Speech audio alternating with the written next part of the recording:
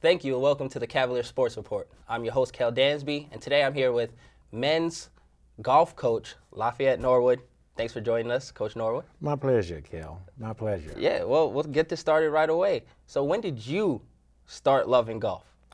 Well, I think probably I was in my late 20s, and I had just started looking for things where I'm going to complete playing basketball, which I thought I was a basketball player. And following that, I was challenged. You're pretty good at basketball, you're pretty good at tennis. I'm going to find a sport you can't play. And so I was challenged by a young man to play golf, and so I took that up and found out it was a major challenge. In fact, it's probably the most unique sport that I've ever been associated with, playing all of the sports. So saying that, with basketball, you coach basketball here at Johnson County, switching over to golf. What are some of the things you took from coaching basketball and applied it to golf? Well, it's all relative. Work ethics are very important. Knowing about the fundamentals is the next thing that you got to deal with. And then nothing replaces hard work in anything you do. And so those are pretty easy to make the transition. Oh, yeah, definitely. That's sports in general. In general. So as far as coaching golf, ton of accolades here at the school. What are your goals going forward? You're in the 15,000 win club. 2,000 is right there. It's close. Sure. 2,000 is right there. What are some of your personal goals as far as coaching? Just continue to work with young men to make their lives a little more applicable to life itself. Hopefully we can develop young men to not only enjoy the game of sport of golf, but take it down another level to where they can end up sharing it with the others. It's just kind of a cascade or a continuous process. So the more you get them interested, the more that you can share your philosophies, the more that you can see it return to you by the younger people coming in. So it's just a continued revolving wheel. So my entire goal is just obviously to win as many times as we can, try to end up winning a national tournament, which is really a very, very difficult situation in that we only have about 6 months that we can play golf, where some of the other venues, they can play for 12 months. Okay. So that would be my highlight, to win nationals here in the golf field.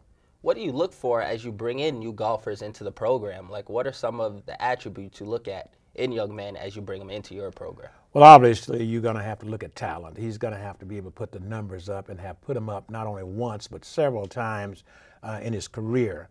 And that's one thing. But one of the key issues for me is going to be integrity. You just have to have the highest degree of integrity when you play golf, because you're out by yourself many times.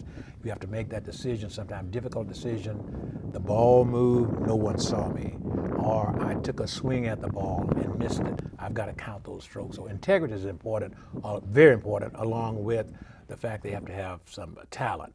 Then I like to think that we can help create, since I have a captivative group, their academic sides, get them involved in something that they can do the rest of their lives. So that's very important to me. It seems as though you're building an incredibly great program. I mean, it's 20 years deep. You guys have great character players, and that's something you can definitely see, which is attributed to you. So personally, though, when you go out to coach at golf, once again, it's such a detail-oriented sport. What do you do to really focus on those fundamentals? Like, are there any tricks to the trade, stuff that you do for your players to really get them to hone in on those things? No, I think golf, you can't get into too many tricks of things that doesn't normally happen, but you got to emphasize this is what is the results of hard work. This is the results of when you end up have to make a decision. So you arrive at making decisions, sometimes hard decisions or difficult decisions. Then you make some decisions that, should I hit this ball left or right, or should I hit this ball hard, or should I hit it? You have to make so many decisions in order to be able to be successful. And I like to think that we are preparing the men for that, young men for that, and then develop a camaraderie. Many times people talk in terms of the team. I'm a very staunch supporter of team, but I like to insert the family. Because when you start talking about family, you're talking about people who can get angry at each other, they can compete against each other, and they can maybe even say things that they shouldn't say to each other. But if I can get them to understand the family application, then I think I've achieved a goal. That is the key to coaching. I've coached 5 years, and that's the most important aspect, to get over the team dynamic in a family. Nothing breaks up family. Nothing breaks up a family. That's true. So looking at that and going forward, we'll get into some of these personal questions with you. Let the people kind of get involved. What's your favorite food? Favorite food, probably, boy, I tell you, that's tough. I enjoy all kinds of food. Probably barbecue. Probably I like barbecue because I can do that myself and come up with my own little tricks of the trade now of how I want to fix it. So that's probably one of my favorites. Oh, we're in the right place for that, huh? You got to show me some of those. I can show you. I'm looking for a good sauce. Absolutely, absolutely. So who's your favorite pro golfer? Pro golfer probably would be Tiger, and the reason I say that is because I observed from his beginning, knew his dad, and so that kind of tied me to him. And as he becomes successful, and more successful, I could see those same attributes that we talked about earlier that I try to get over to my youngsters. If you work hard and you have the right attitude, you apply yourself, good things can happen. So I can always use that analogy. Definitely. Tiger. Hey, I'm a Tiger fan too. I've been talking a lot about Tiger this past week with him winning a tournament again, so it's good to see him doing well. What's your favorite course personally that you've ever played on? Oh boy, it's a lot of courses. Probably a course out in Colorado, Cherry Creek. We played out there, and that's a very, very good course. Offers a lot of challenges. The topography is great. The environment is great. It's an established course, and it's just the kind of course that a person like to play on. I thought you would pick a warm weather course, a 12-month type of course. You went straight for Colorado. Colorado. All right, you being an athlete all around, as you said, what was your best basketball game ever? Like statistically, best basketball game ever.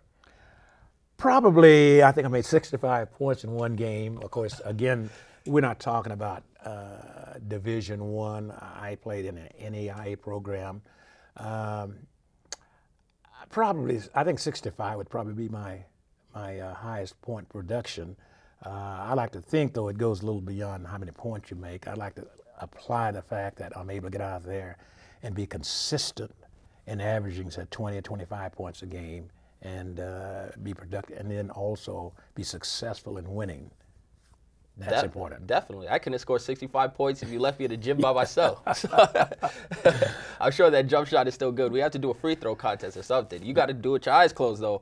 My jump shot's a little rusty. Okay, we might have to do that, but I enjoy just competition. A person look at myself and said, this guy is too old to do this or that. That's fine, but I'd like to prove them wrong. Oh, definitely. Well, thanks for coming on the show today, Coach. Great having you. Everyone out there, thanks for watching the show today. You can catch all the other episodes of the Cavalier Sports Report on the JCCC Athletics YouTube page. I'm your host, Kel Dansby. Till next time.